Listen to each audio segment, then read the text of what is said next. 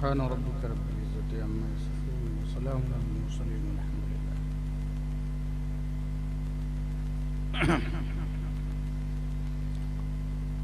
السلام علیکم ورحمۃ اللہ وبرکاتہ.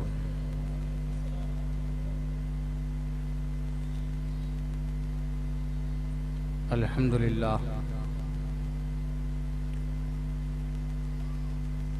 للہ نحمده ونستعینه ونستغفره ونؤمن به ونتوکل علیہ ونعوذ باللہ من شرور انفسنا ومن سیئات اعمالنا من يهده الله فلا مضل له ومن يضلله فلا هادي له ونشهد أن لا إله إلا الله وحده لا شريك له ونشهد أن سيدنا ومولانا محمدا عبده ورسوله. أما بعد فأعوذ بالله من الشيطان الرجيم. بسم الله الرحمن الرحيم.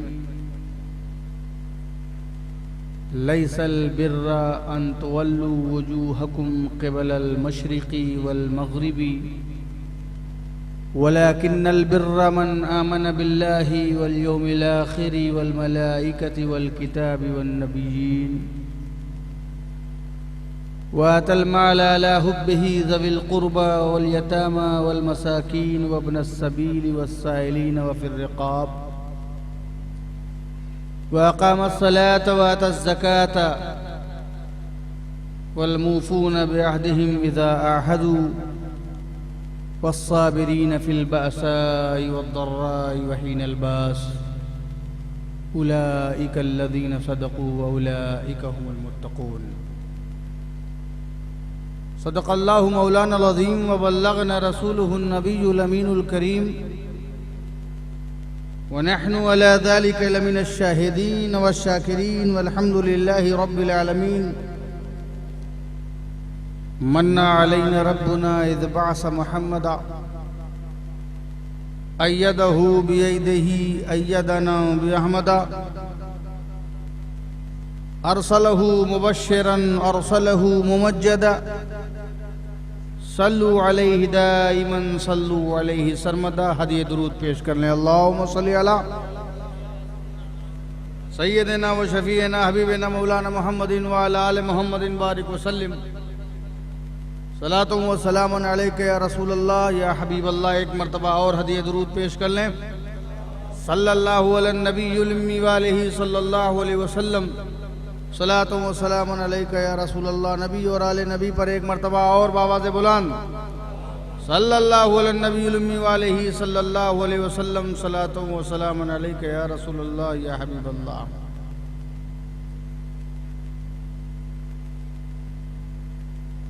ماہ محرم کی ابتدا ہے. عظمتوں کا فضیلتوں کا یہ چاند امام حسین کے خون میں رنگین ہو کر کے اپنی سرخی اور اپنے غم کا اور اپنے احساس کا اجالا پیش کرتا رہے گا. سورج کی کرنیں غم حسین میں جب نہا چکی تو جب تک کہ سورج کی کرنیں ہیں تب تک امام حسین کی یاد ہے. جس رنگ میں سورج ڈوب چکا ہے اب سورج کو اسی رنگ میں رہنا ہے. جس پر حسینی رنگ چڑھ گیا ہو اس کو اسی رنگ میں رہنا ہے, اسی محبت میں رہنا ہے, اسی انداز میں رہنا ہے. ہماری اور آپ کی اس سال یہ پہلی ملاقات ہے. ہمارے محترم معظم شخصیتیں حضرت اصغر علی باپو، حضرت ممو دادا تشریف فرما ہیں اور آپ سب اہل محبت موجود ہیں۔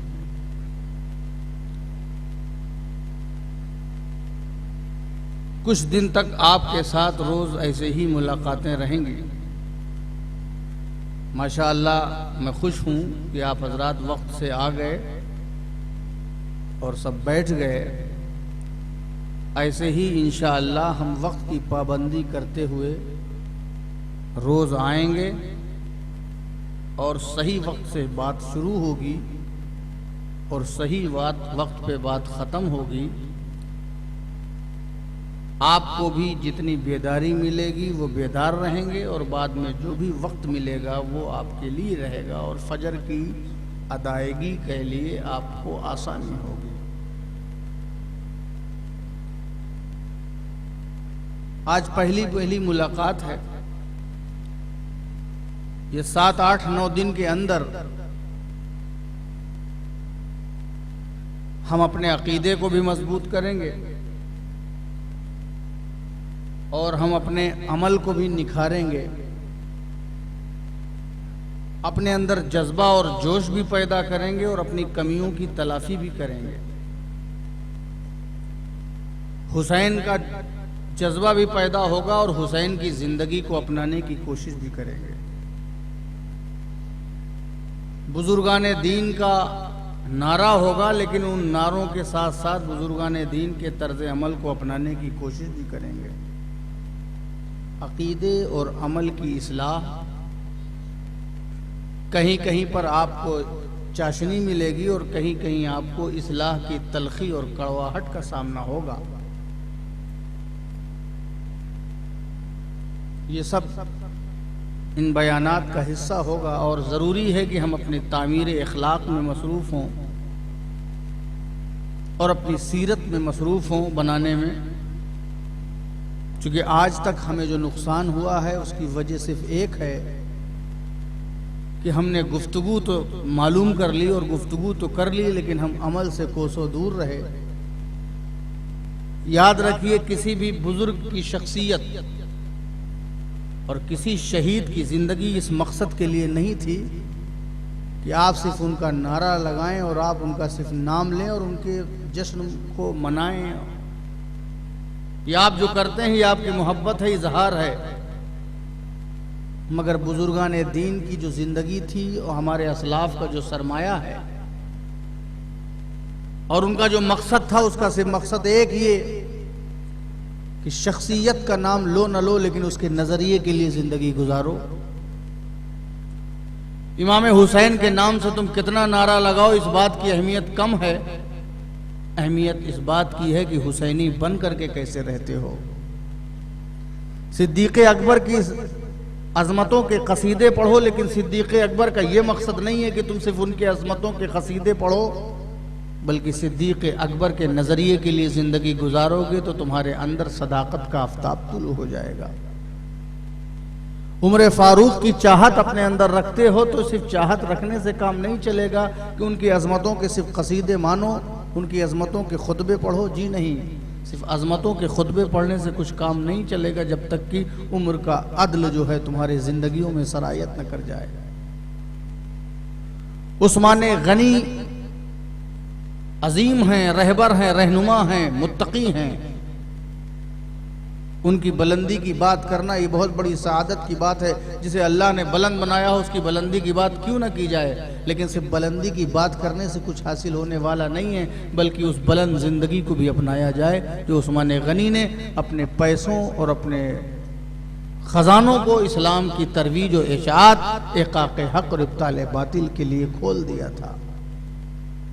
مولا علی کا نعرہ لگانا، مولا علی سے اپنی محبت کا اظہار کرنا اور مولا علی پہ قربانی کی باتیں کرنا، یہ مولا علی کا نظریہ نہیں ہے۔ مولا علی کا نظریہ یہ ہے کہ راہ مولا میں ابروئے مصطفیٰ کے اشاروں پر اپنی جان کو قربان کرنے کے لیے، اپنی شجاعتوں کی داستان پیش کرنے کے لیے فقر و فاقہ بھی ہو، تنگ دستی ہو، تب بھی راہ مستقیم سے اپنے مزاج اور اپنے قدم کو الگ نہیں کرنا چاہیے۔ یہ اسی نظریے کی زندگی گزارنا، یہ دراصل میں مولا علی کے عاشق ہونے کا مصداق ہے۔ ایسے ہی حسن مجتبیٰ ہوں یا امام حسین ہوں یا امام زین العابدین ہوں یا امام محمد ہوں یا امام باقر ہوں یا امام جعفر ہوں یا امام موسیٰ کاظم ہوں یا امام جواد ہوں یا امام علی تقی ہوں یا امام علی نقی ہوں یا اولیاء اللہ کی جماعت میں غوث اعظم ہوں یا غریب نواز ہوں یا قطب الدین بختیار کاکی ہوں یا فرید الدین ہوں یا نظام الدین ہوں یا علاء الحق ہوں یا صابر پاک ہوں یا مخدوم اشرف ہوں یا نصیر الدین چراغ دہلوی ہوں یا بزرگان چشتیہ ہوں، نقشبندیہ ہوں، سہروردیہ ہوں، قادریہ ہوں، جو بھی روئے زمین کا ولی ہے، چاہے وہ حضرت داؤد کرمانی ہوں، چاہے وہ نظام الدین ہوں، چاہے وہ حضرت شیرازی ہوں، جو بھی حضرت محمد شاہ ہوں، ان لوگوں نے جو بھی زندگی گزاری، اس لیے نہیں گزاری کہ تم ان کا نام لو، بلکہ ان کی روح تب خوش ہوگی جس دن تم ان کے نظریے کو اپناؤ گے،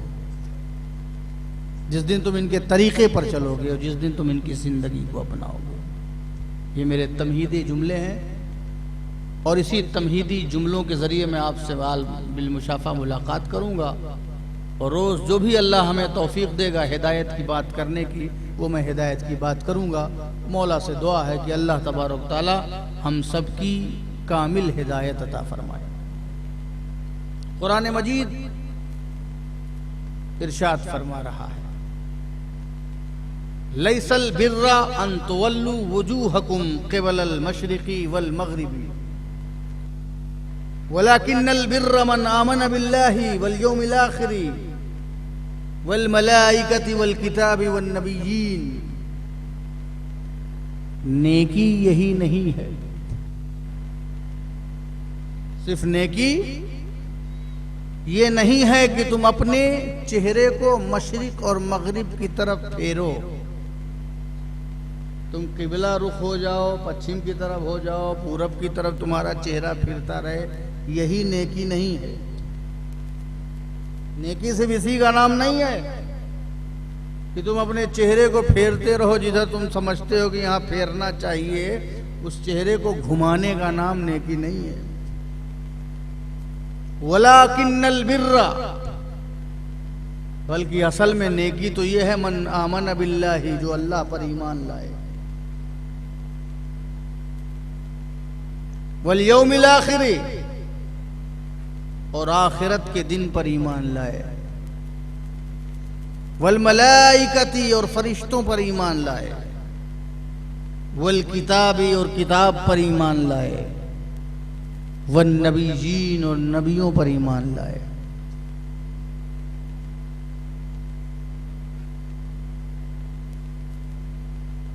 یہودی بیت المقدس کے مغرب کی طرف منہ کر کے نماز پڑھتے تھے، اور نصرانی بیت المقدس کے مشرق یعنی پورب کی طرف پڑھ کر کے نماز پڑھتے تھے، اور اپنے اس عمل کو ہی وہ بہت بڑی نیکی تصور کرتے تھے، اور یہ سمجھتے تھے کہ یہی نیکی کا کام ہے جو ہم کر رہے ہیں۔ سرکار دو عالم صلی اللہ علیہ وسلم سے بھی ایک شخص نے نیکی کے متعلق پوچھا کہ نیکی کیا ہے۔ اس کا شان نزول یہ بھی ہے کہ یہ آیت لے کر آ گئے جبریل، سرکار پر تلاوت فرمائی، تو سرکار نے اس شخص کو بلا کر کے اسی آیت کو تلاوت فرمایا کہ نیکی ہے کیا۔ اس آیت کے اول مخاطب تو یہود و نصارہ ہیں، اور یہ بھی کہا گیا ہے کہ اس آیت کے مطابق مخاطب جو ہیں وہ نصارہ بھی ہیں، یہودی بھی ہیں اور مسلمان بھی ہیں۔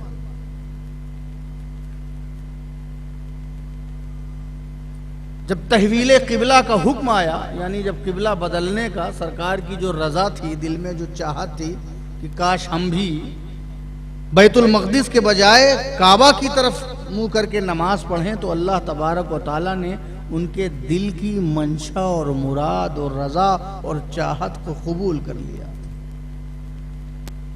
سرکار کے دل کا ارمان اور سرکار کے دل کی چاہت اور سرکار کے دل کی رغبت اللہ نے قبول کر لیا۔ تو جو سرکار چاہیں وہ اللہ قبول کر لیتا ہے۔ ادھر قلب مصطفیٰ میں حرکت ہوتی ہے، ادھر مقبولیت کی برکت ہوتی ہے۔ دل مصطفیٰ کا جو چاہے مشیت اسی کو قبول کرتی ہے۔ ارے جدھر قبلہ بنانا چاہیں ادھر قبلہ ہو جاتا ہے۔ تو جسے سرکار نے چاہا ہوگا، جس سے سرکار نے محبت کی ہوگی اور جس کو سرکار نے امام بنانا چاہا ہوگا اور جس کو سرکار نے مقتدا بنانا چاہا ہوگا، جس کو عظمتیں دینی چاہی ہوں گی، جب سرکار کی چاہت قدرت پوری کرتی ہے۔ قبلہ چاہا تو قبلہ بدل گیا، اور حسین کو چاہا تو حسین شہید اعظم بن گئے۔ مکے کو چاہا تو مکہ چمک گیا، مدینے کو چاہا تو مدینہ چمک گیا، اور حسین کو چاہا تو پورا خاندان چمک گیا۔ یہ چمک کہاں کی ہے؟ یہ سرکار کی رضا اور محبت اور ان کی چاہت کی نسبت کی چمک ہے۔ حسین کے جو تذکروں میں اجالا ہے وہ کہاں کا اجالا ہے؟ وہ رسول کی چاہت کا اجالا ہے۔ چاہا تھا کہ حسین کو اپنے کندھے پر بلند کر دیا جائے، تو حسین کو کندھے پر بلند کیا تو حسین مصطفیٰ کے کندھوں پر ایسا بلند ہوئے کہ یزید کی پستیوں کی مثال نہیں دی جا سکتی اور حسین کی بلندیوں کی انتہا معلوم نہیں کی جا سکتی۔ اب بولو، جو جھنڈا ہمالیہ پر گاڑ دیا جائے وہ جھنڈا سب سے اونچا نظر آتا ہے، تو حسین کی یادوں کا پرچم تو مصطفیٰ کے کندھے پر گڑا ہوا تھا۔ اب جسے رسول نے اپنے کندھے پر سوار کیا تھا اسے کون گرا سکتا تھا؟ مصطفیٰ نے اپنے کندھے پر بلند کر کے بتا دیا کہ یہ حسین آج ہمارے کندھے پر سوار ہوا ہے، آج ہمارے کندھے پر سوار ہوا ہے۔ اس حسین کے نام کو بلندی سے کوئی گرا نہیں سکتا۔ لوگ کوششیں کر کے تھک جائیں گے مگر شبیر و شبر کے جلووں کو کوئی ڈھانپ نہیں پائے گا۔ ہزاروں تاریکیاں اور ظلمتیں ان کے جلووں کو ڈھانپنے کی کوشش کریں گی، لیکن حسین تو چھوڑو، حسین کے غلاموں کے محبت کی ایک ادنا سی کرن بھی ہزاروں تاریکیوں کا سینہ چاک کر دے گا۔ یہ دوستو، یہ رسول کی چاہت ہے، رسول کی چاہت کا اجالا ہے۔ چاہا تو قبلہ بدل گیا، اور جب قبلہ بدل گیا تو پہلے بڑی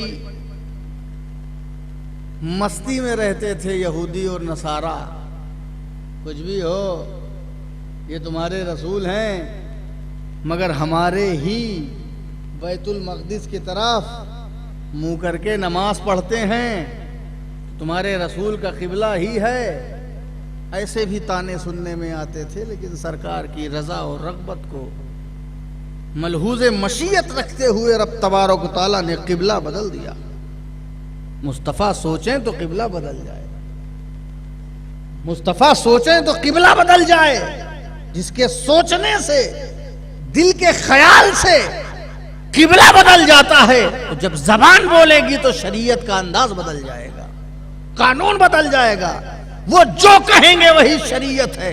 رسول کا دل جو ہے منشے شریعت ہے، رسول کی زبان بھی اسی لیے تو اسی زبان کے لیے تو کہہ دیا گیا، اسی شخصیت کے لیے تو کہہ دیا گیا وَمَا آتَاكُمُ الرَّسُولُ فَخُذُوهُ وَمَا نَهَاكُمْ عَنْهُ فَانْتَهُوا۔ جو تمہیں رسول دے دیں اسے لے لو، اور جس سے تمہیں باز رکھیں اس سے باز آ جاؤ۔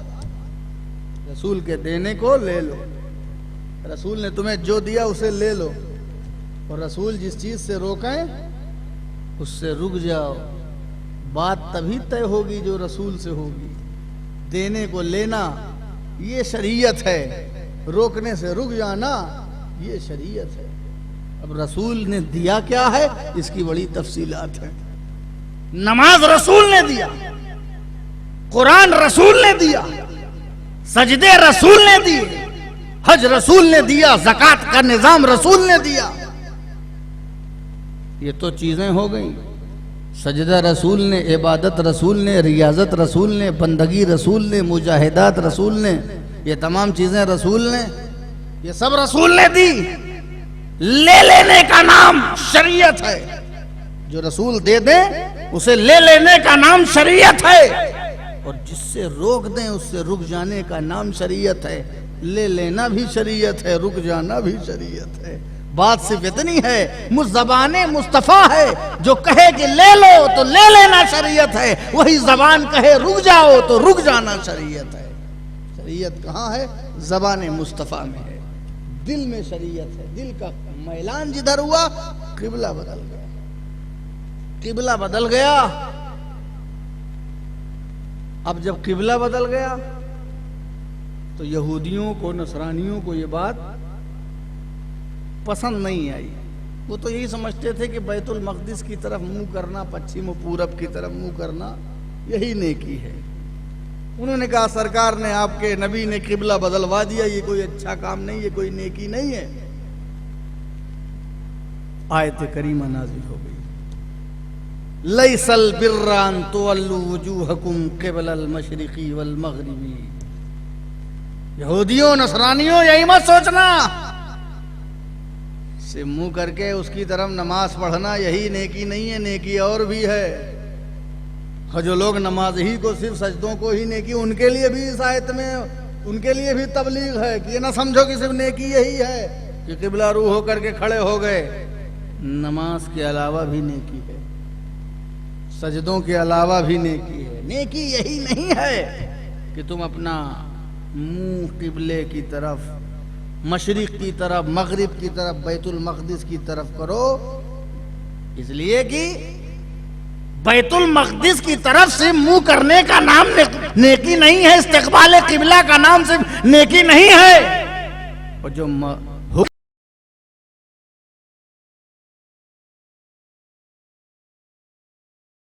کا نام منسوخ ہو چکا ہے، جو قبلہ تھا وہ بچا نہیں، اور قبلہ منسوخ ہو گیا، تو جو منسوخ انیل حکم ہو گیا اس منسوخ پر عمل کرنا کوئی نیکی نہیں ہے۔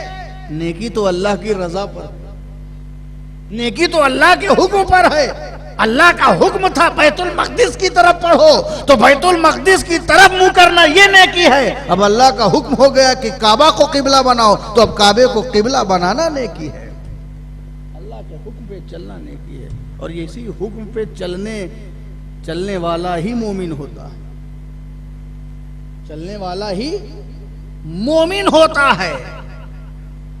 لیس البر، بہت سی آیت کریمہ ہیں جس میں نیکیوں کی ترغیب، رغبت، اچھے اعمال، اچھی چیزوں کو اپنانا، ایمان، عمل صالح، یہ سب کی باتیں کی گئیں بہت سی، لیکن ان میں سے خصوصیت کے ساتھ اس آیت کریمہ کو جو میں نے تلاوت کا شرف حاصل کیا ہے، یہ آیت نہایت جامع اور تمام مضامین کو اپنے اندر سمیٹے ہوئے۔ اور جو آیت میں نے تلاوت کی اس کے متعلق بس اتنا کہہ دینا کافی ہے۔ سرکار دو عالم کا ایک ارشاد ہے، من عمل بہذہ الآیہ فقد استکمل الایمان۔ سرکار نے فرمایا جس نے اس آیت پر عمل کر لیا اس نے اپنا ایمان مکمل کر لیا۔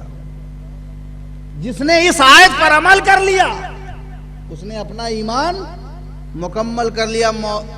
معزز گرامی، جو میں نے آج آیت کریمہ کی تلاوت کا شرف حاصل کیا، اسی آیت پر اگر ہم اور آپ عمل کر لیں تو رسول ارشاد فرماتے ہیں کہ ہم نے اپنا ایمان مکمل کر لیا۔ اور یہ آپ کو بتانے کی ضرورت نہیں ہے کہ جب ایمان مکمل ہو جائے تو کیا انعام ملے گا۔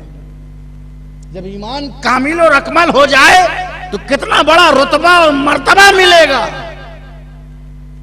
ایمان پانا نہیں، ایمان کی کاملیت اور اکملیت بڑی چیز ہے، بڑی مشہور بات ہے۔ ایمان جب تک کامل نہیں ہوتا خطرہ لگا رہتا ہے، ایمان جب تک کامل نہیں ہوتا خطرہ لگا رہتا ہے۔ ایمان جب ٹھوس ہو جاتا ہے تو نہ جانے کتنے بدعت اور گمراہی اور دلالت کے جھونکے چلتے ہیں، مگر کامل ایمان کو یہ ظلمت کے جھونکے متاثر نہیں کر سکتے۔ نہ کوئی لالچ ایمان خرید سکتی ہے، نہ کوئی سرمایہ ایمان خرید سکتا ہے، نہ کوئی حرص تمہارے ایمان کو متاثر کر سکتا ہے، نہ کوئی جاہ و منصب اور اقتدار تمہارے ایمان کو ڈماڈول کر سکتا ہے، بشرطے کہ تم اپنا ایمان کامل کر لو۔ ارے جب ایمان کامل کوئی کر لیتا ہے تو وہ تخت و تاج کو ٹھوکر مار دیا کرتا ہے۔ ایمان کامل ہوتا ہے تب جا کر کے اللہ کی رضا کی طلب سب سے زیادہ اس کے اندر راسخ ہو جاتی ہے۔ وہ مولا کی مرضی دیکھتا ہے، وہ رب کی رضا دیکھتا ہے، وہ اللہ کی محبت دیکھتا ہے۔ جس نے ایمان مکمل کر لیا، مومن کامل۔ ایمان کی کاملیت اور کامل تب پتہ چلے گا جب امتحانات سے گزرو گے۔ آپ کا ایمان کتنا کامل ہے، آپ کو اللہ پر کتنا یقین ہے، آپ کو اللہ پر کتنا بھروسہ ہے، آپ اللہ کی محبت میں کتنا ڈوبے ہو، آپ کو اللہ کی کتنی چاہت ہے، آپ کے اندر خشیت الہی کتنا پرسنٹ ہے، آپ کے اندر خوف خدا کا درجہ کیا ہے، یہ کب پتہ چلے گا؟ جب ایسے دور آئیں گے، جب ایسا وقت آئے گا، جب ایسی آزمائش ہوگی۔ ان آزمائشوں سے نکل کر کے یہ آیت کریمہ مکمل ان صفات کا بیان ہے جن صفات پر آپ نے مکمل عمل کر لیا تو ایمان کامل ہو گیا۔ اب اس آیت کو ایک بار مفہوم صحیح انداز سے اس کو اپنے دماغ میں بیٹھا لیں کہ کون کون سی صفات ہوں تو ایسا لگے گا کہ ہمارا ایمان کامل ہو گیا۔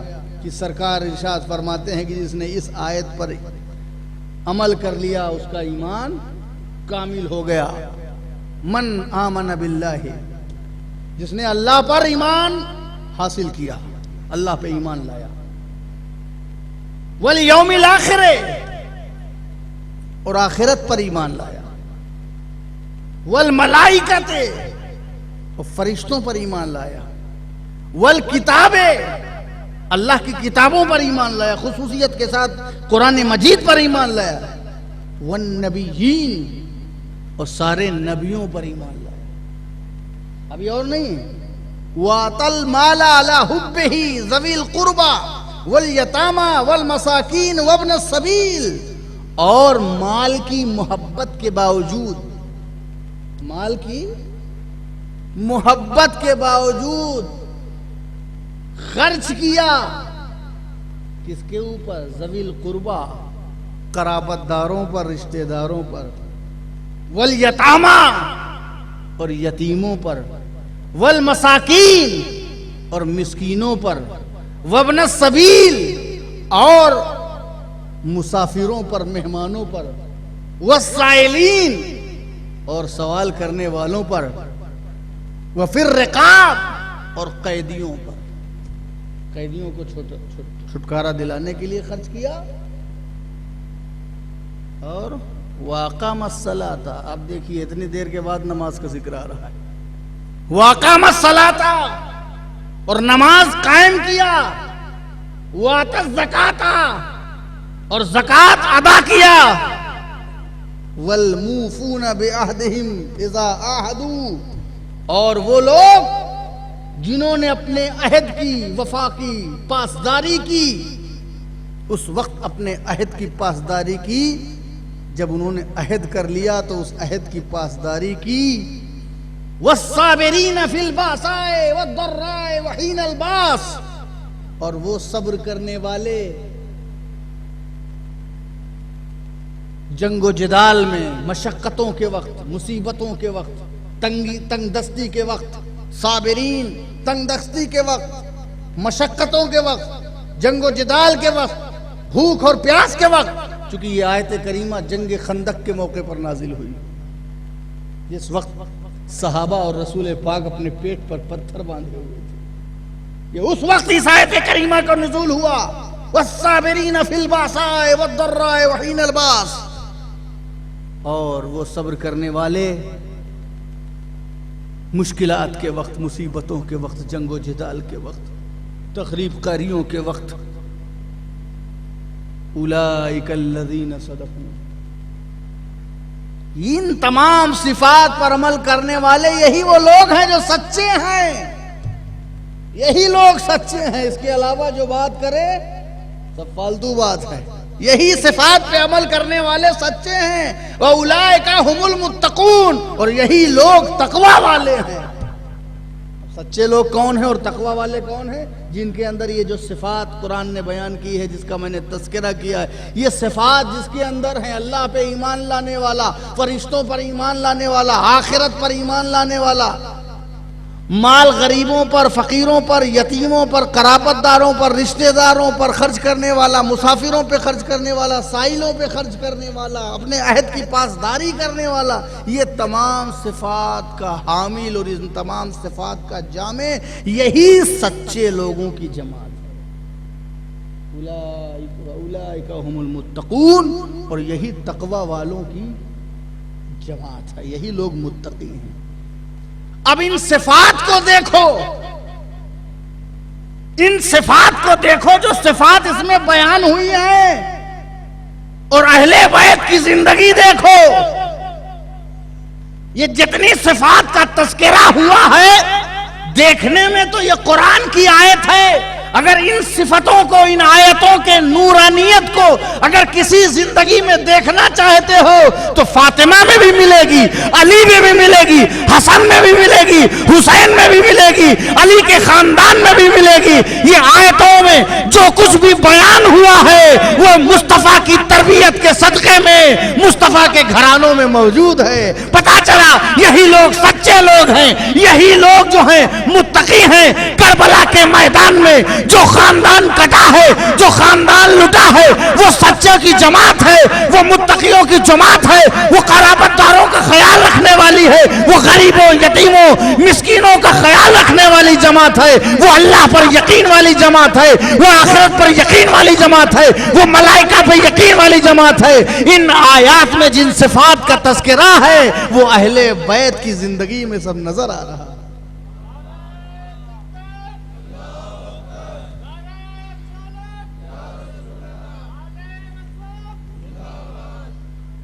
اللہ پر ایمان.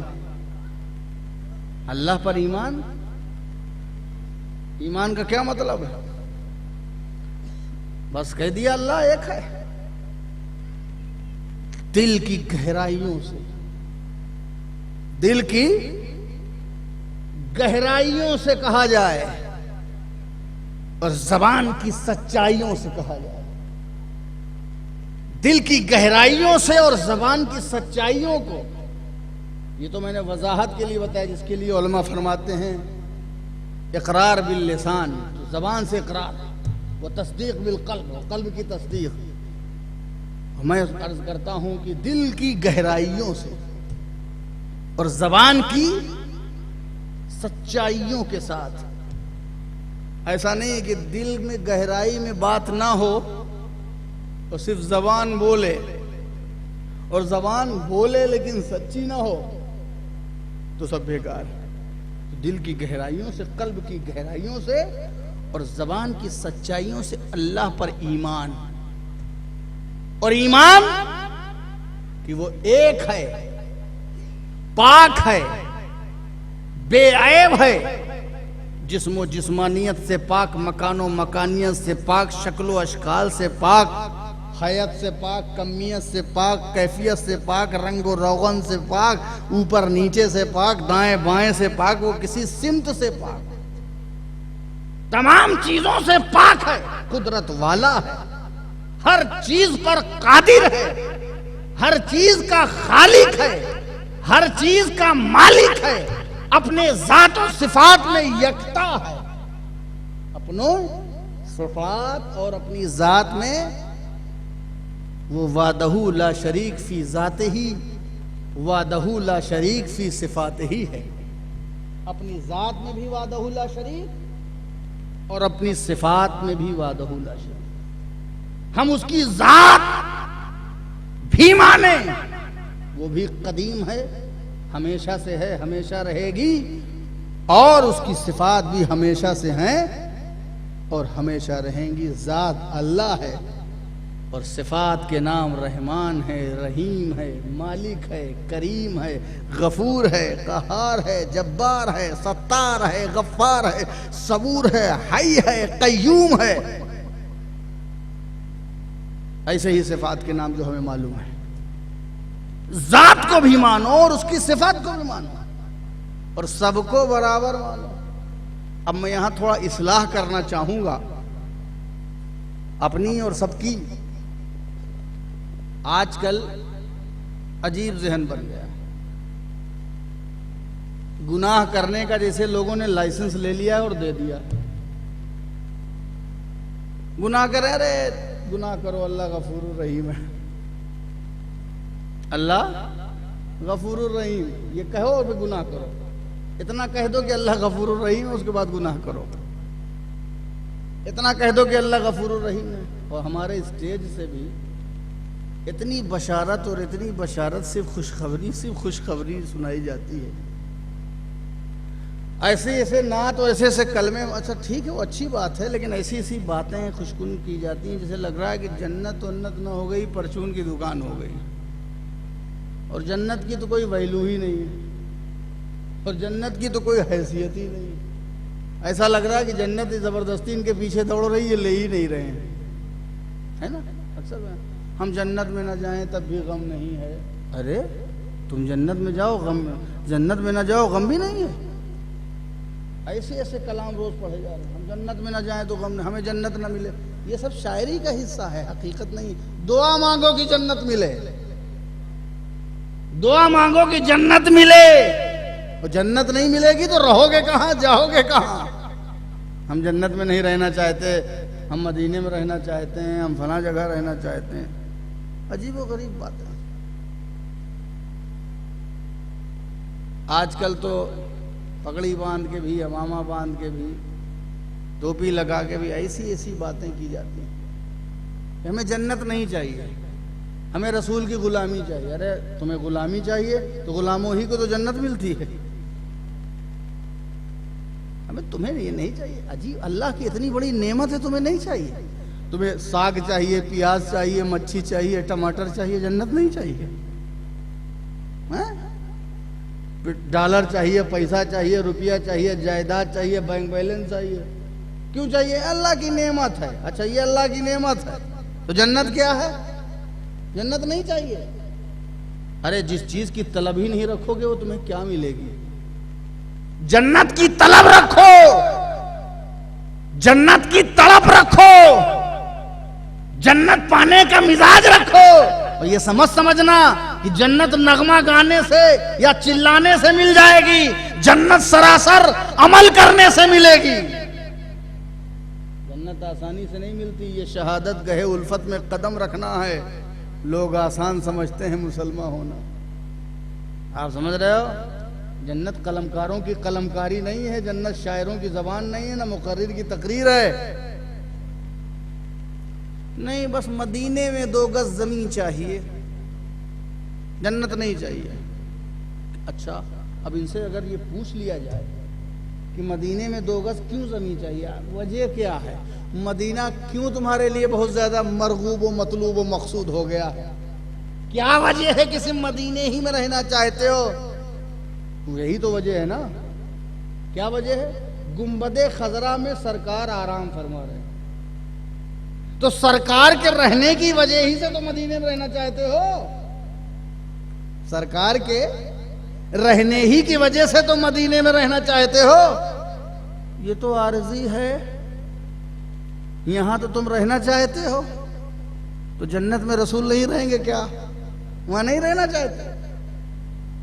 جنت تو ہمیشہ کا گھر ہے، جنت تو رسول کی کنیز ہے، جنت تو رسول کے قدموں سے زینت پانے والی ہے. جنت میں تو رسول ہمیشہ رہیں گے. یہ کیسے ہو؟ جہاں رسول ہمیشہ رہیں گے وہاں نہیں رہنا چاہتے ہو. جہاں قیامت تک ہے وہاں رہنا چاہ رہے ہو. یہ عجیب، قیامت کے بعد بھی یہیں رہو گے تم؟ جنت نہیں جاؤ گے؟ عجیب عجیب باتیں کی جاتی ہیں. ارے ذرا اپنے فکر کو تطہیر دو، ذرا سوچو. نادان دوستوں کی طرح بات مت کرو ہمیں جنت نہیں چاہیے. اچھا کچھ لوگوں کو جنت چاہیے بھی تو اتنی وہ بے قیمت ہے، جنت ان کے پیچھے آگے ایسی بھاگ رہی ہے بقول ان کے، جسے لگ رہا ہے کہ وہ لفٹ ہی نہیں دے رہے ہیں جنت کو. جنت آنا چاہ رہی لیکن خود ہی نہیں کر رہے ہیں، وہ جنت کو چھوڑ دے رہے ہیں، دوسری چیز کر رہے ہیں. یاد رکھنا جنت اتنی آسانی سے نہیں ملنے والی. صدیق اکبر اپنے گھر کا سارا مال رسول کی بارگاہ میں لے کے چلے جائیں تب جنت پائیں. عمر فاروق اپنی پوری حیات مصطفیٰ کی غلامی میں نکال دیں تب جا کے جنت پائیں. عثمان غنی اپنے خزانے کے بوریے کے پورا منہ کھول دیں تب جنت پائیں. مولا علی اپنی فقیری اور اپنے علم کی پوری بساط کو خرچ کر دیں تب جا کے جنت پائیں. حسین کربلا کے میدان میں اپنے خاندان کے ایک بچے کو کٹا کر کے جنت پائیں. یہ آسانی سے پا جائیں گے جنت، صرف نغمہ گا کر کے، سمنات پڑھ کر کے. دوستوں مل جانا الگ بات ہے. اللہ تعالیٰ دے سکتا ہے، قادر اور قیوم. اللہ تعالیٰ جس کو چاہے بغیر حساب و کتاب کے جنت میں داخل کرے، جس کو چاہے ایک اشارے سے جنت عطا فرما دے. مگر خصوصی فضل اور ہے، قانون اور ہے. خصوصی فضل اور ہے، قانون اور ہے. زندگی کے فیصلے خصوصی فضل اور قدرت پر نہیں کیے جاتے، بلکہ زندگی کے فیصلے، رویہ جو اپنایا جاتا ہے وہ مکمل قانون کے مطابق زندگی گزاری جاتی ہے. اللہ چاہے تو بغیر ماں باپ کے پیدا کر دے، اللہ چاہے تو بغیر باپ کے پیدا کر دے، جیسے حضرت آدم اور عیسیٰ کو کیا ہے. اگر یہ خصوصی فضل ہے، اب سوچو کہ اسی پر عمل کر کے ہم بھی نہ شادی کریں نہ بیاہ کریں اور ہماری نسلیں پھیل جائیں تو انتظار کرتے رہو، ہڈیاں بوسیدہ ہو جائیں گی، ایک بھی اولاد نہیں ہوگی. خصوصی فضل اور ہے، قانون اور ہے، دستور اور ہے. دستور یہ ہے، قانون یہ ہے، فَمَنْ يَعْمَلْ مِثْقَالَ ذَرَّةٍ خَيْرًا يَرَهُ وَمَنْ يَعْمَلْ مِثْقَالَ ذَرَّةٍ شَرًّا يَرَهُ. جس نے ذرہ برابر نیکی کیا ہے اس کو اس کا بدلہ ملے گا، اور جس نے ذرہ برابر برائی کیا ہے اس کا بدلہ اس کو ملے گا. تم اپنی نیکیوں اور اپنی برائیوں کی وجہ سے جنت اور دوزخ کے راستے کو طے کرو گے. تمہیں تمہارے اعمال کا جواب دہ ہونا ہے. اچھا کرو گے تو اچھا ملے گا، برا کرو گے تو برا ملے گا. قانون ہے، اس قانون کو عبور کر کے زندگی نہیں گزاری جا سکتی. یہ میں آپ سے دل کی گہرائیوں سے، آپ کے مزاج کے مطابق ہو نہ ہو، مگر میں دل کی گہرائیوں سے آپ کے ضمیر کو جھنجھوڑنا چاہتا ہوں کہ اپنے اندر تبدیلی لاؤ، اپنے نظریے میں تبدیلی لاؤ، اپنی سوچ میں تبدیلی لاؤ، اپنی حیات میں تبدیلی لاؤ، اپنے رات اور دن میں تبدیلی لاؤ، اپنے شب و روز میں تبدیلی لاؤ. بزرگان دین نے قربانیاں اپنی حیات میں تبدیلی لانے کے لیے گزاری. یا تو جنت والی زندگی گزارو گے یا تو جہنم والی زندگی گزارو گے، اور کوئی زندگی نہیں ہے. جو جنتی زندگی گزارتا ہے وہ جنت میں جائے گا، اور جو جہنمی زندگی گزارتا ہے وہ جہنم میں جائے گا. تمہاری زندگی سے پتہ چلتا ہے کہ تم کون زندگی گزار رہے ہو. اگر تمہیں سجدوں کا خیال ہے، اگر فرائض و واجبات کا خیال ہے، اگر موقدات و سنن کا خیال ہے، اگر حقوق العباد و حقوق اللہ کا خیال ہے، سمجھ جاؤ کہ تمہارا قدم جنت کی طرف اٹھ رہا ہے. اگر تم حقوق اللہ کی پامالی کر رہے ہو اور حقوق العباد کو پامال کر رہے ہو، حقوق اور انصاف سے روگردانی کر رہے ہو، تو سمجھ جاؤ کہ تمہارے قدم جہنم کی طرف اٹھ رہے ہیں. نغمہ گانے سے کچھ نہیں ہوگا، نعرہ لگانے سے، بھیڑ لگانے سے کچھ نہیں ہوگا. خصوصی فضل ہو جائے اللہ کا الگ بات ہے، مگر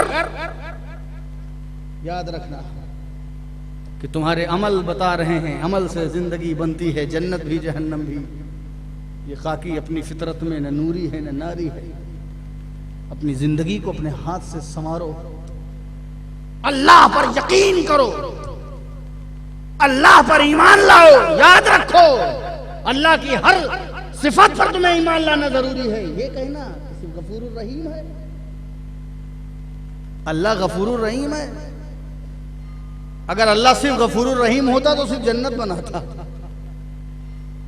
اللہ اگر صرف غفور الرحیم ہوتا تو صرف جنت بناتا، مگر اللہ نے جہنم بھی بنائی ہے، پتہ چلا کہ اللہ غفور الرحیم بھی ہے۔ اے اللہ تو غفور الرحیم ہے، تو نے جنت پیدا کی، یہ جہنم تو نے کیوں بنایا؟ کہا میں اس لیے جہنم بنایا کہ میں قہار و جبار بھی ہوں۔ اگر میں غفور الرحیم ہوں تو میں قہار و جبار بھی ہوں۔ غفور الرحیمی کی علامت جنت ہے، اور میری قہاری و جباری کا مظہر یہ جہنم ہے۔ مجھے غفور الرحیم بھی مانو اور مجھے قہار و جبار بھی مانو۔ میرے قہر اور میرے جبر سے کسی کو چھٹکارا نہیں ہے۔ گناہوں پر اتراؤ مت، گناہوں پر فیشن مت بناؤ، گناہوں پر نہیں اتراؤ، اپنے گناہ کو اپنی زندگی کا فن مت بتاؤ۔ یاد رکھنا قرآن کا اعلان ہے، اِنَّ بَطْشَ رَبِّكَ لَشَدِيدٌ، تمہارے رب کی پکڑ بہت سخت ہے۔ جس دن پنجے قدرت میں جکڑے جاؤ گے اس دن مجالے دم زدن نہیں ہوگا، تم بھاگ نہیں پاؤ گے۔ زمین کی کس بھی گوشے میں چلے جاؤ، اللہ کی پکڑ جو ہے تمہارے پاس آ کر کے رہے گی۔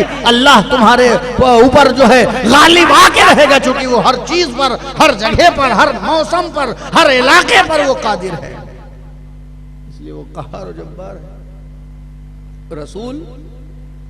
رسول صلی اللہ علیہ وسلم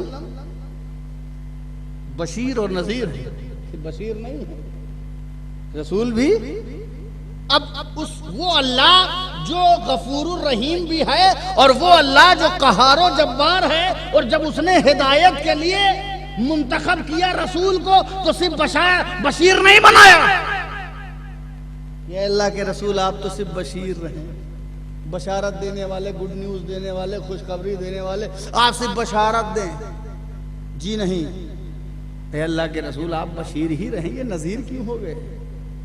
کہا سنو میں اللہ کا بھیجا ہوا رسول ہوں، تو اللہ کے دونوں صفتوں غفور الرحیمی کے لیے میں بشیر ہوں، اور اس کے قہاری و جباری کے لیے میں نذیر ہوں۔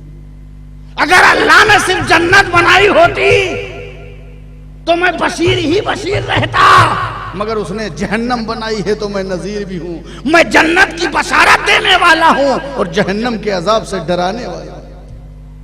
اسی لیے دوستو، جو لوگ اپنے کو وارث نبی کہیں، ورثۃ الانبیاء کہیں، ان کے لیے بھی ضروری ہے کہ وہ بشیر اور نذیر دونوں رہیں۔ جب نبی بشیر و نذیر تو ان کے احکام کو بتانے والے کو بھی بشیر و نذیر رہنا چاہیے۔ اسی سنت پر میں عمل کرتے ہوئے ایک طرف اللہ کی غفور الرحیمی کا تذکرہ کر رہا ہوں، ایک طرف اس کی قہاری جباری کا تذکرہ کر رہا ہوں، ایک طرف جنت کی بہاروں کا تذکرہ کر رہا ہوں، ایک طرف دوزخ کے عذاب کا تذکرہ کر رہا ہوں، ایک طرف رسول کی بشارت کا تذکرہ کر رہا ہوں، اور دوسری طرف رسول کی نظارت کا تذکرہ کر رہا ہوں۔ یاد رکھنا رسول بشیر و نذیر ہیں، ہمیں بشیر پر خوش ہونا چاہیے اور نذیر پر سہم جانا چاہیے کہ وہ ہمیں عذاب سے ڈرانے آئے ہیں۔ آپ سمجھ گئے؟ اور ہمیں جنت اور دوزخ کو مان کے چلنا ہوگا اور اس پر عمل کرنا ہوگا۔ اللہ کی ذات پر مکمل یقین، مکمل ایقان، اس کی حکم کی سرتابی ہم کو نہیں کرنا چاہیے۔ بندے ہو تو مولا کی رضا کے لیے اپنا سب کچھ قربان کرنے کے لیے تیار ہو، یہی بندگی ہے۔ ارے بندہ اللہ کا ہر جگہ بندہ ہوتا ہے، مسجد میں بھی بندہ۔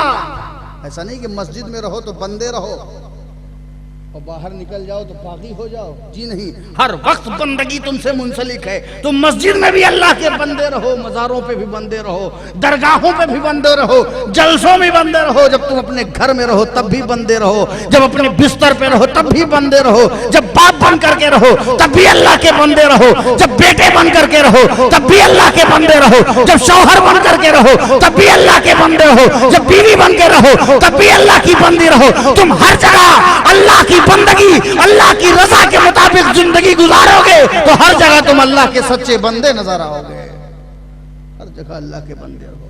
یہ ہے ایمان، اللہ پر ایمان یہ ہے، یہ نہیں کہ سم ٹائم کے لیے اللہ کے بندے ہو جائیں، بعد کے لیے شیطان کے بندے بن جائیں، جی نہیں، اللہ کے بندے، اللہ کے بندے بن کر کے دکھاؤ۔ اپنے قلب میں بندگی کا حضور رکھو۔ مومن کی زندگی عبادت ہی عبادت ہے، چلے تو عبادت، بولے تو عبادت، آنکھ اور کان اور ناک ہر چیز سے عبادت، مومن کا پورا وجود عبادت کا نمونہ بن جائے، بس وہ ہے کہ معصیت سے دور رہے اور اللہ کی رضا کے قریب رہے، اس کا ہر لمحہ عبادت ہی عبادت ہے۔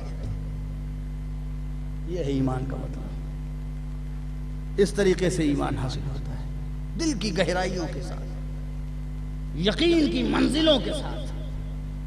آج یہ یقین ہم سے جدا ہو رہا ہے، جنت کا بھی تو یقین نہیں رہا، ہم اکثر تذکرہ کیا، ہمارے اندر جنت کی لالچ بھی نہیں بچی اور دوزخ کا خوف بھی نہیں بچا۔ اس کا کیا مقصد ہوا؟ جس جنت کی تمہیں لالچ نہ ہو وہ جنت ملے گی، اور جس دوزخ سے تمہیں خوف نہ ہو اس دوزخ سے تم بچو گے۔ یہ نشانی ہے، نشانی۔ جنت کی لالچ اور رغبت ہے تو سمجھ جاؤ کہ تمہیں جنت میں جانا ہے، اور دوزخ کا خوف ہے تو سمجھ جاؤ کہ تمہیں اس سے بچ جانا ہے۔ اس کی نشانیاں غائب ہیں۔ جنت کی لالچ پیدا کرو۔ ہمیں اپنی جائیداد کی لالچ ہے، اپنی پراپرٹی اور بینک بیلنس کی لالچ ہے، لیکن اللہ نے جو انعام بنایا ہے اس انعام کی لالچ نہیں، بلکہ اس سے انکار ہو رہا ہے، اس کے ساتھ شاعری ہو رہی ہے۔ جی نہیں، جنت ایسی نعمت ہے جہاں ہمارے امام الانبیاء تشریف فرما ہوں گے، ان کے صحابہ ہوں گے، ان کے اہل بیت ہوں گے۔ ہمیں بھی غلامی میں اگر چھاؤں میں جگہ مل جائے تو ہم بھی انہی کے قدموں میں پڑے رہیں گے۔ ہمیں اس بات کی کوشش کرنی چاہیے کہ جنت رات دن ٹھکرانا نہیں چاہیے۔ جب دیکھو جنت ٹھکرا رہے ہو، جنت نہ ہو گئی فٹ بال۔ یہ دوستو، جنت بہت بڑی نعمت ہے، تمام اعمال کا نتیجہ جنت، شہادت کا نتیجہ جنت، عبادت کا نتیجہ جنت، ریاضت کا نتیجہ جنت، تمام چیزوں کا نتیجہ جنت۔ جو جنت میں نہیں رہنا چاہے گا، کمال عرفان کی وجہ سے کہے گا مجھے پھر دنیا میں بھیج دے، پھر جا کے میں شہید ہو آؤں، وہ شہید ہے۔ جو جنت سے بھی آگے سوچتا ہے لیکن پھر واپس ہو جنت ہی اس کی منزل ہے۔ جنت تلواروں کے سائے میں ملتی ہے، جنت قربانیوں سے ملتی ہے، جنت بلیدان اور سیکریفائس سے ملتی ہے۔ جنت ایسے نہیں ملتی، ایسے ملتی بھی نہیں، اس کے باوجود ایسے انکار کر رہے ہو۔ دوستو، ہم سب کو اپنے عقیدے کو درست کرنا چاہیے، اپنے ایمان کو راسخ کرنا چاہیے، اپنے عمل کو ہمیں مضبوط کرنا چاہیے۔ اللہ پہ کیسا یقین ہو، اس کی ذات اور صفات پر ہمارا کیسا یقین ہو، اس سے کیسا ہمارا تعلق ہو بندگی کی، اور ایمان بچ گیا تو سب کچھ بچ گیا۔ اللہ سے تعلق رہے گا تو ہم شرک سے محفوظ رہیں گے، اور اگر ہم شرک سے محفوظ رہے تو کتنے بھی گناہ ہوں۔ من قال لا الہ الا اللہ فدخل الجنہ، رسول نے ارشاد فرمایا جس نے لا الہ الا اللہ کہا، مطلب جو اللہ پر یقین کر کے رہا، کلمے پر یقین کر کے رہا، وہ جنت میں داخل ہوگا۔ شرک سے بچ جانا، اللہ کی رضا کے قریب رہنا، اس کی حاکمیت، اس کی معبودیت کو مانتے رہنا، یہ تمہیں جنت تک پہنچاتی ہے۔ ہمیں اور آپ کو جنتی بننے کی ضرورت ہے، اس کے لیے ایمان اللہ، آمن باللہ والیوم الآخر، اور آخرت پر ایمان، اس لیے کہ اچھا اور برا کام جو بھی ہے یہ تبھی تم کر پاؤ گے جب تمہیں ایک تصور ہو کہ تمہیں کبھی اٹھنا ہے، جواب دینا ہے، حساب و کتاب ہونا ہے۔ جس کا تمہیں حساب و کتاب دینا نہ ہوگا، تمہاری ڈیوٹی کامل اور اکمل نہ ہوگی زندگی کے میدان میں بھی، اگر جہاں تمہیں حساب کتاب دینا نہیں ہے، تمہاری لاپرواہی، غفلتیں وہاں پر رہتی ہیں۔ تو آخرت پر ایمان رکھو، یہ سمجھو کہ حشر کا میدان ہوگا، سورج سوا نیزے پر ہوگا، حساب و کتاب کا دن ہوگا، پل صراط سے گزرنا ہوگا، میزان عمل پر عمل تولا جائے گا، حوض کوثر پر بشارتیں رہیں گی، اور رسول کی شفاعت کا مزدہ رہے گا۔ آخرت پر ایمان لانے کا مطلب جتنی آخرت کی صفات ہیں، حشر و نشر جو ہے، وہ سب پر تمہیں ایمان لانا ضروری ہے۔ ایسا نہیں کہ آخرت کا آپ کے ہمارے اندر جو تصور ابھر رہا ہے، آخرت پر یقین ختم ہو رہا ہے۔ یہ آخرت پر یقین ختم ہوا ہے، یہ آخرت پر ایمان ختم ہوا ہے، تب جا کر کے لوگ بے خوفی کے ساتھ گناہ کرتے نظر آ رہے ہیں۔ ایسا لگ رہا ہے انہیں جواب دہ ہونا نہیں ہے، مگر یاد رکھو اس دن جس دن حساب قائم ہوگا. تم اپنی کوٹھریوں میں تنہائیوں میں جن گناہوں کا ارتکاب کرتے تھے, بازاروں میں جن گناہوں کا ارتکاب کرتے تھے, سب کا تمہیں جواب دینا ہوگا, سب کا تمہیں حساب و کتاب کرنا ہوگا. تم نے کتنے سجدے کیے ہیں, کتنی عبادت کی ہے, کتنی ریاضت اور بندگی و مجاہدات کی ہے, کتنے کو حقوق کا خیال رکھا ہے, سب میزان عمل پہ تول کر کے بتا دیا جائے گا. اے انسان, اے بندگی کرنے والے, تیرے گناہ زیادہ ہیں یا تیرے ثواب زیادہ ہیں, سب بتا دیا جائے گا. تو آخرت پر ایمان لاؤ. اور آخرت کو اس لیے مقدم کیا گیا ملائکہ پر, نبیین پر, اس کے ذکر کو مقدم کیا گیا کیونکہ وہ آخرت بہت گہرائی کا مسئلہ ہے, آخرت بڑی فکر کا مسئلہ ہے, اس لیے اس کو پہلے بیان کیا. پھر بیان کیا گیا والملائکۃ, آخرت کے بعد بیان کیا گیا ملائکہ پر ایمان, فرشتوں پر, یہ اللہ کی مخلوق ہیں, پابند عمل الہی ہیں, اللہ نے جنہیں احکام سونپ دیا ہے اس کے پابند ہیں. ان میں سے کچھ رسول بھی ہیں, ان کی تعداد ہمیں حتمی طور پر نہیں معلوم, کہیں اس کا تذکرہ بھی نہیں کتنے فرشتے ہیں, مگر جتنے بھی ہیں یہ سب حق ہیں, نوری مخلوق ہیں, معصومین ہیں, ان سے گناہ کا سرزد ہونا ناممکن ہے, ایسا عقیدہ ہے. اور ان کی شان میں گستاخی نہ کرنا.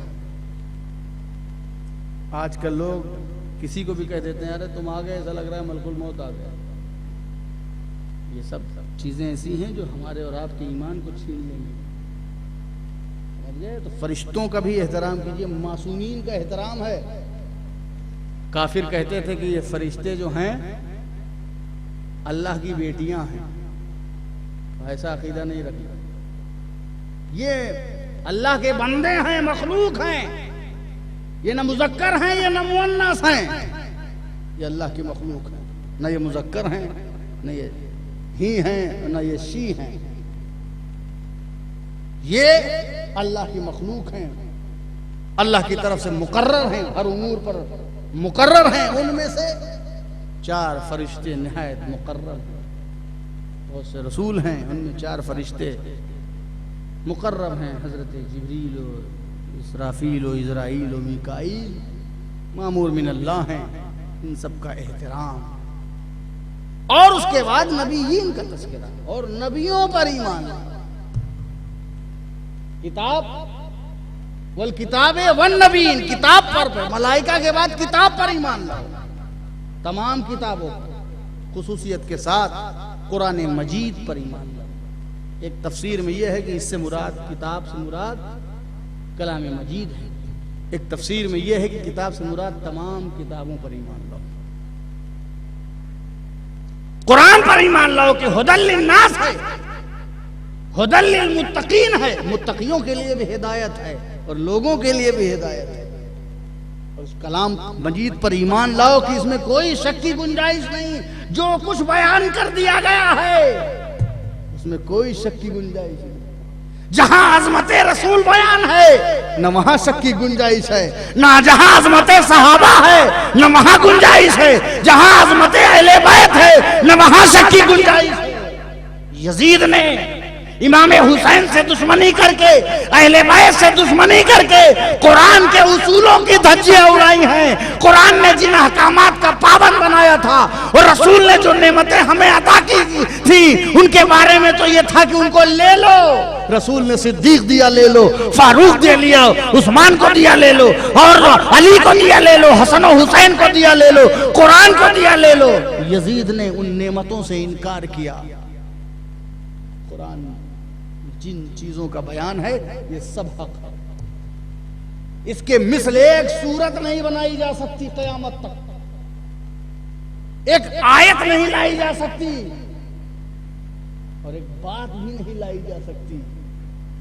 قرآن ایسا بے نظیر کلام ہے, لا تبدیل لکلمات اللہ کی شان سے, جس میں کوئی بھی تبدیلی کی گنجائش نہیں, اور بیان ایسا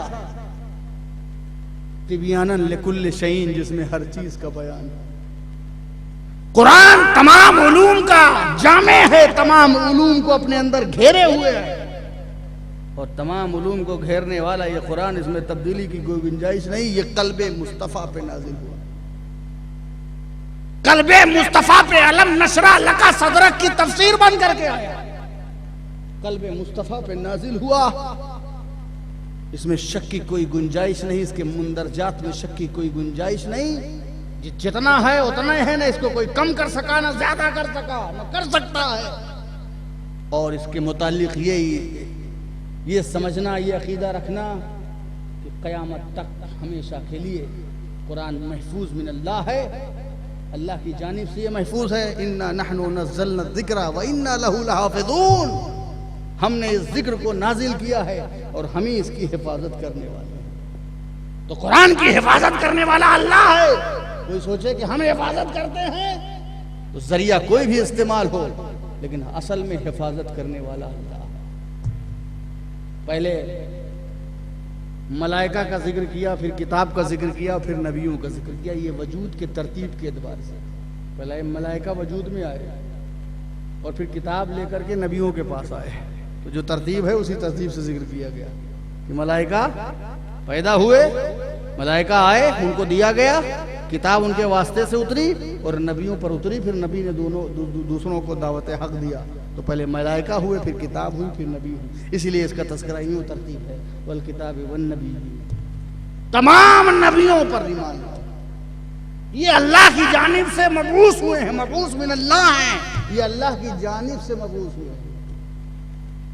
ان کی تعداد 1,24,000 کم و بیش، اور دوسری روایتوں میں 2,24,000، مگر راجح بات یہ ہے کہ ان کی تعداد کو مخصوص متعین سمجھنے کی ضرورت نہیں، جتنے ہیں اللہ کی جانب سے مبعوث ہیں، سب حق پر۔ ان میں 313 رسول بھی ہیں جیسا کہ حدیثوں میں آیا ہے، اور سب پر کسی پر صحیفے نازل ہوئے اور کسی پر کتاب نازل ہوئی۔ زبور حضرت داؤد پر، انجیل حضرت عیسیٰ پر، توریت حضرت موسیٰ پر، اور قرآن مجید جناب محمد رسول اللہ صلی اللہ علیہ وسلم پر۔ 10 صحیفے، کہیں تذکرہ ہے کہ حضرت آدم پر، کہیں 20 تذکرہ ہے حضرت ابراہیم پر، کہیں 40 تذکرہ ہے حضرت ادریس پر، وغیرہ وغیرہ، حضرت شیش پر۔ یہ صحیفے نازل ہوئے، اس میں رسول پر صحیفے نازل ہوئے، یہ سب حق ماننا۔ یہودیوں کی طرح یہ نہ سمجھنا کہ حضرت عزیز اللہ کے بیٹے ہیں، اور نہ عیسائیوں کی طرح یہ کہنا کہ وہ عیسیٰ جو ہیں وہ خدا کے بیٹے ہیں، یہ سب نہیں، سب اللہ کے رسول ہیں۔ نبیوں پر ایمان رکھنا، نبیوں پر ایمان لانا، یہ ہمارے عقیدے کی سوغات ہے کہ نبیوں پر ایمان لانا، کتاب پر ایمان لانا۔ اللہ کو اس کی ذات اور صفات کے اعتبار سے، قرآن کو بھی، صفات کے قرآن کو مخلوق نہ سمجھو، اللہ کا کلام ہے، حق ہے۔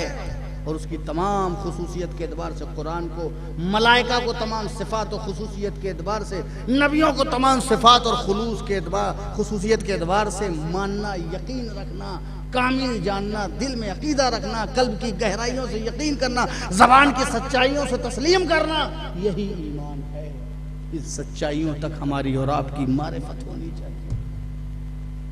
اور آگے آیت کریمہ ہے، وَآتَى الْمَالَ عَلَى حُبِّهِ ذوی القربى والیتامى والمساکین، یہ صفات جو بیان کی ہے، اور اپنے مال کو، وَآتَى الْمَالَ عَلَى حُبِّهِ، مال کو اس کی محبت کے باوجود خرچ کرے، قرابت داروں میں، رشتہ داروں میں، یتیموں میں، مسکینوں میں، مسافروں میں اور مہمانوں پر۔ اس کا بیان انشاءاللہ آگے آئے گا۔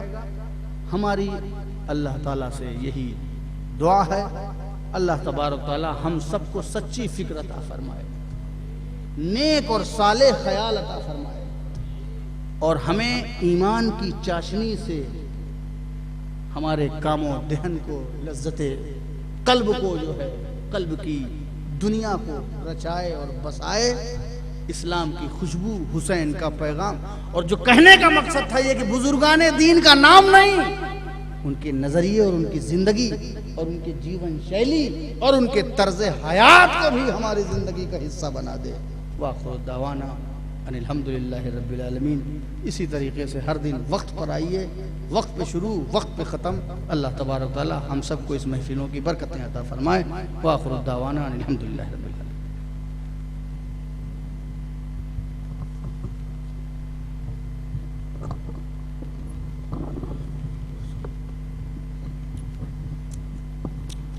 یا نبی سلام علیکہ، یا رسول سلام علیکہ، یا حبیب سلام علیکہ، صلوات اللہ علیکہ۔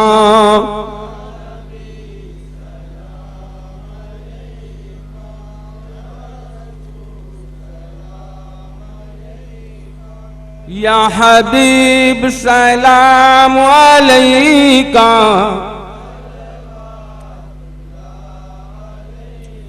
سرورا شاہ کریمہ، دستگیرہ دل نوازا، ہم کو بھی مل جائے صدقہ، رب حب لی امتی کا۔ یا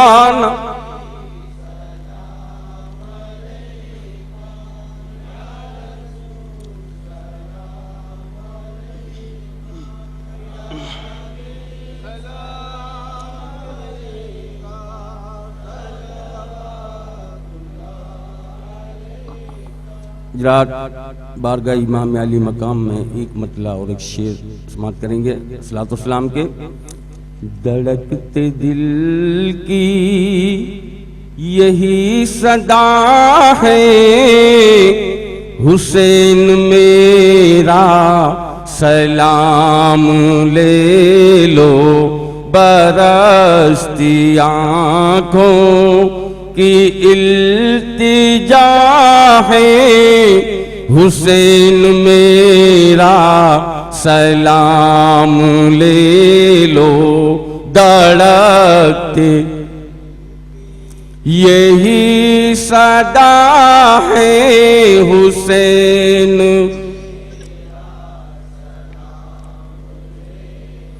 برستی آنکھوں کی التجا ہے، حسین وہ دین جس کو چمن کو تو نے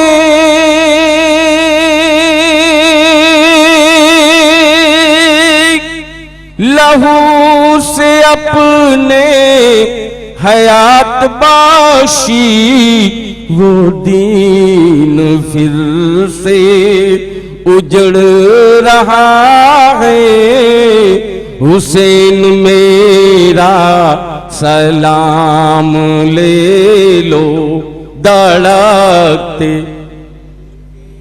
یہی صدا ہے، حسین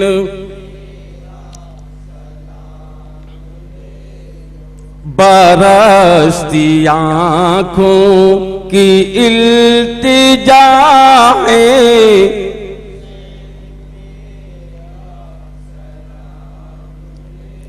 تمہاری عظمت ہے سب سے بالا،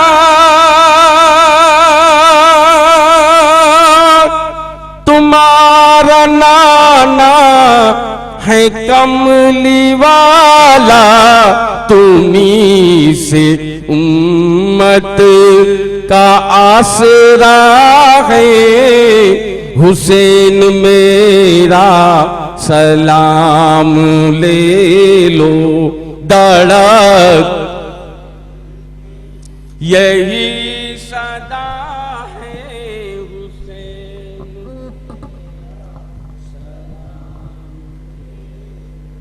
برستی آنکھوں کی التجا ہے، حسین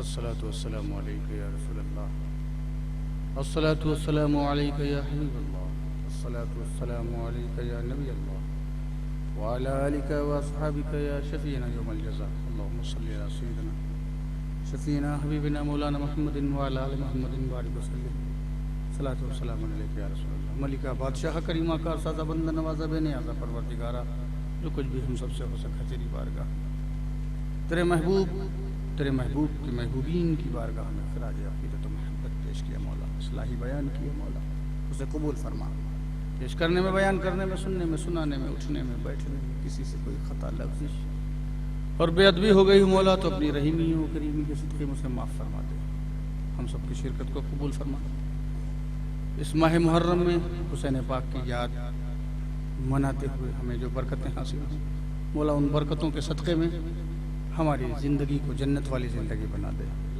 اور دوزخ سے بچنے والی زندگی بنا دے مولا ہمیں بزرگان دین کے نام کے ساتھ ان کے نظریے اور ان کی زندگی کے طرز کو اپنانے کی توفیق عطا فرما ہم حسینی ہیں تو ہمیں سچا حسینی بن جانے کی توفیق عطا فرما ہم چشتی ہیں تو ہمیں سچا چشتی بن جانے کی توفیق عطا فرما ہم سنی ہیں تو ہمیں واقعی طور پر حقیقت میں سچا سنی بن جانے کی توفیق عطا فرما مولا ہماری زندگی کے دھاروں کو موڑ دو صراط مستقیم کی طرف ہم سب کو راغب کر دے نیکیوں اور بھلائیوں کو خوگر بنا دے ہمیں اچھائیوں کو اپنی زندگی کا وظیفہ بنانے کی توفیق عطا فرما مولا ہمیں بخش دے ہمارے گناہوں اور خطاؤں کو اہل بیت طہار کے خون کے صدقے میں گناہوں کو بخش دے اور ہم سب کو نیکیوں اور بھلائیوں اور اچھائیوں کے راستے پر ڈال دے ان اللہ وملائکتہ یصلون علی النبی یا ایھا الذین آمنوا صلوا علیہ وسلموا تسلیما اللهم صل علی سیدنا شفیعنا حبیبنا مولانا محمد وسلم صلاۃ والسلام علیہ سبحان ربک رب العزۃ عما یصفون وسلام علی المرسلین والحمد للہ